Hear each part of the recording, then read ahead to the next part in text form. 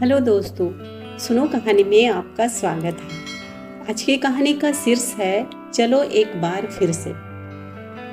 कुछ तो था हमारे दरमियाँ, आज भी तुम्हें देखकर दिल की बस्ती में हलचल हो गई है। नेहा को देखकर यही शायरी अमित के होठों पर खुद ब खुद आ गई थी। वही खुले लंबे बाल, बड़ी बड़ी झील सी गहरी आंखें, माथे पर लंबी सी बिंदिया और आंखों में कितने ही सवाल। अपनी साड़ी का पल्लू संभालती नेहा मुड़ी तभी दोनों की नजरें टकरा गई थी। अमित एकटक उसे ही निहारता रह गया। नेहा की आंखों ने भी पल भर में उसे पहचान लिया। अमित कुछ कहना चाहता था मगर नेहा ने खुद को संभाला और निगाहें फेर ली। अमित को लगा जैसे एक पल में मिली हुई खुशी अगले ही पल छीन ली गई है। नेहा ने चोर नजरों से फिर उसे देखा। अमित अब तक उसी की तरफ देखता रहा। हेलो नेहा, अमित से रहा नहीं गया और वह उसके पास पहुंच गया। हेलो, कैसे हो? धीमे स्वर में नेहा ने पूछा। जैसा छोड़ गई थी, अमित ने जवाब दिया तो नेहा ने एक भरपूर निगाह उस पर डाली और हौले से मुस्कुराते हुए बोली, ऐसा तो नहीं लगता, थोड़े तंदुरुस्त हो गए हो। अच्छा, अमित हंस पड़ा। करीब 4 साल बाद एक दूसरे से मिले थे दोनों। 4 साल पहले ऐसे ही स्टेशन पर नेहा को गाड़ी में बिठाकर अमित ने विदा किया था। नेहा उसकी जिंदगी से दूर जा रही थी। अमित उसे रोकना चाहता था मगर दोनों का ईगो अड़े आ रहा था। वह गई तो मैके थी, पर दोनों को ही पता था कि वह हमेशा के लिए जा रही है, लौट कर नहीं आएगी। और फिर 2 महीने के अंदर ही तलाक के कागजात अमित के पास पहुंच गए। एक लंबी अदालती कार्रवाई के बाद दोनों की जिंदगी के रास्ते अलग हो गए। चाय पियोगी या कॉफ़ी? पुरानी यादों का साया परे करते हुए अमित ने पूछा था। हाँ, कॉफ़ी पी लूँगी। तुम तो चाय पियोगे ना? But I will forever coffee. Of course, अभी लाता हूँ।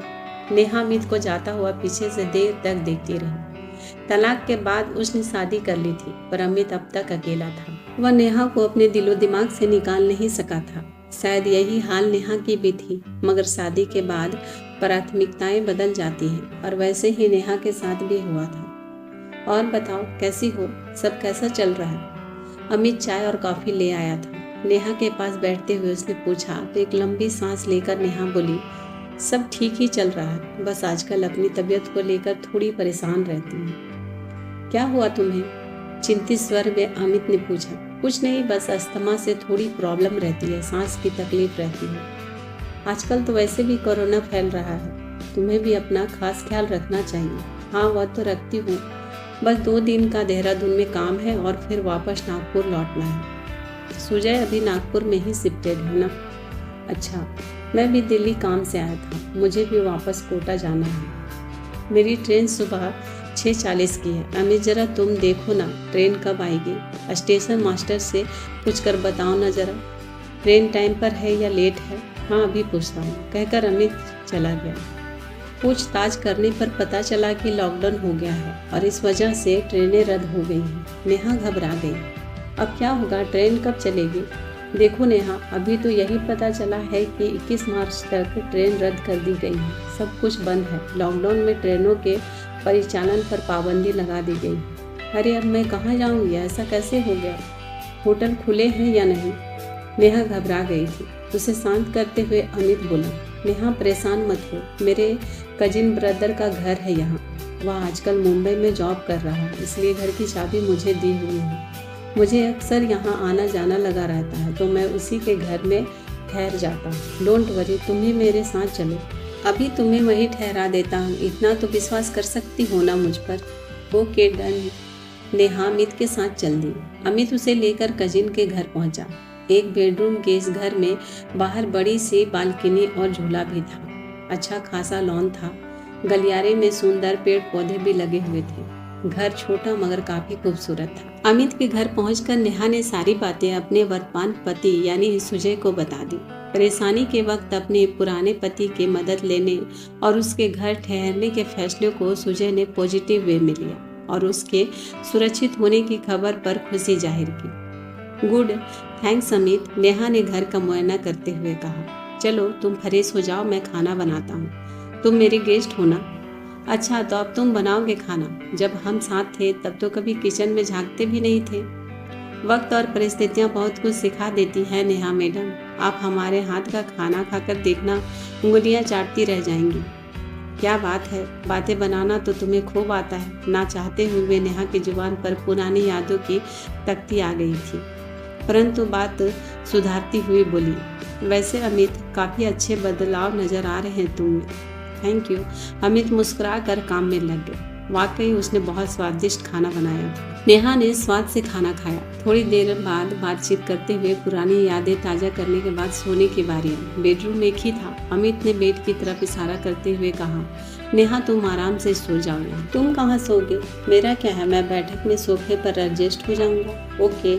नेहा आराम से बेड पर लुढ़क गई। बहुत नींद आ रही थी उसे, थकी हुई भी थी, फिर भी रात भर करवटें बदलती रही। मन के आंगन में पुरानी यादें, कुछ कड़वी और कुछ मीठी, घेरा डाले जो बैठी थी। अमित का भी यही हाल था। सुबह 8 बजे नेहा की नींद टूटी। बाहर आई तो देखा कि अमित नहा धोकर नाश्ता बना रहा। क्या बात है, आई एम इंटरेस्टेड। पूरे गृहिणी बन गए हो। घरवाली छोड़कर चली जाए तो यही हाल होता है मैडम जी। अमित ने माहौल को हल्का बनाते हुए कहा। नेहा लॉन में टहलने लगी, तभी अमित चाय लेकर आ गया। नेहा ने चाय पीते हुए कहा, अमित मुझे अजीब लग रहा है, सारे काम तुम कर रहे हो। देखो कह देती हूँ, दोपहर का खाना मैं बनाऊंगी और रात का भी, तुम केवल बर्तन साफ कर देना। जैसी आपकी आज्ञा मोहतरमा, हंसते हुए अमित बोला। इस तरह दोनों मिलकर लॉकडाउन के इस समय में एक दूसरे की सहायता करते हुए वक्त बिताने लगे थे। अमित जितना संभव होता सारे काम खुद करता। उसे नेहा की तबीयत को लेकर चिंता रहती थी। झाड़ू पोछा या सफाई का काम नेहा को छूने भी नहीं देता। एक दिन सुबह सुबह नेहा की तबीयत ज़्यादा खराब हो गई। नेहा ने बताया कि उसका इनहेलर नहीं मिल रहा। अमित उसी वक्त बाजार भागा। बड़ी मशक्कत के बाद उसे एक मेडिकल शॉप खुली मिली। वहीं से इनहेलर और ज़रूरी दवाइयाँ खरीद कर भागा भागा घर लौटा। इस समय एक एक पल महत्वपूर्ण था। नेहा की तबीयत काफ़ी बिगड़ रही थी, मगर समय पर इनहेलर मिल जाने से वह बेहतर महसूस करने लगी। तब तक अमित ने जल्दी से एक बाउल में गर्म पानी किया और उसमें लेवेंडर ऑयल की 5-6 बूंदें डाली। इसे वह नेहा के पास ले आया और 5-10 मिनट तक स्टीम लेने को कहा। इससे नेहा को काफ़ी आराम मिला। अब अमित ने एक गिलास में गर्म पानी में शहद मिलाकर उसे धीरे धीरे पीने को कहा। कुल मिलाकर नेहा की तबीयत में काफ़ी सुधार आ गया था। अमित ने प्यार से नेहा का माथा सहलाते हुए कहा, आज के बाद तुम्हें रोज शहद या हल्दी डालकर पानी पीना है, इससे तुम्हें बहुत आराम मिलेगा। उस दिन नेहा को महसूस हुआ कि अमित वाकई उससे प्यार करता है और अलग होकर भी वह दिल से उससे जुड़ा हुआ है। यह बात उसने शिद्दत से महसूस की थी।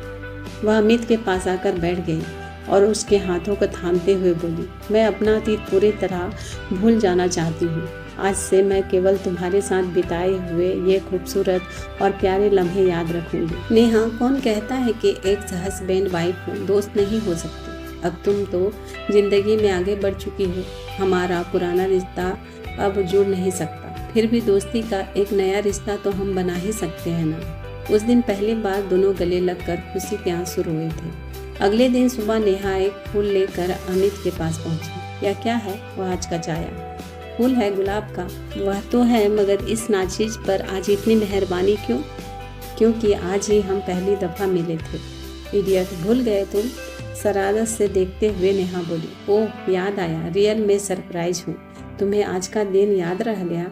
हाँ, चलो आज का दिन कुछ खास बनाते हैं। फाइनली दोनों ने मिलकर घर में एक शानदार डेट ऑर्गेनाइज की। घर को फूलों से सजाया, बरामदे में टेबल और कुर्सी लगाकर दोनों ने लंच किया। एक दूसरे की पसंद के कपड़े पहने। लंच में एक दूसरे की पसंद की चीज़ें ही ऑर्डर की गई।